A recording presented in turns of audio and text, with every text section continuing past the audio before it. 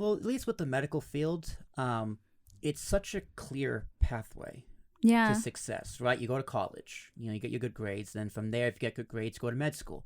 From med school, from there you can get your fellowship or your residency, Residency. then... whatever you get. And then from there, you're pretty much set up. You have all this debt, but the pathway to success is very much laid out in front of you. Yep. For you. So where would other than the stress of all the work and all the studying and all the time committed where else would the stress really come from? Because of podcasting, right? Like me, my stress comes from there is no foundation. Yeah, you gotta figure I'm alone. it out. I'm alone. Like all I have is my teammates. Yeah. All I got is my podcast, and all I have is myself. There is no set pathway for me to take. Yeah. Which is a different type of mental stress and financial stress. But it's like, I guess, what is the real mental stress, or is it really just the time, work, and dedication? So people think that there is a clear pathway, and I agree with it. That's what it appears to be. I was never on that clear pathway. I never got good grades. I failed out of college.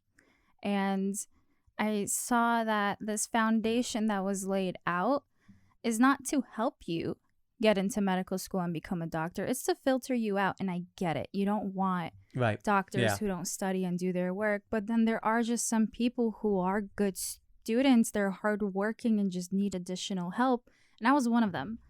And you know how you just said you're alone because there's no real... Well, you're alone in medicine too. There's no community that I've seen that I was able to... And I looked hard because I was that outlier. There's no community that really says, hey, we're here with you. You're not alone. You are alone. As long as you do these things, you might get in. 16% of students in the pre-med program in America continue. Only 16%. Now, whatever happens to the rest of that, it may be because they just didn't want it anymore.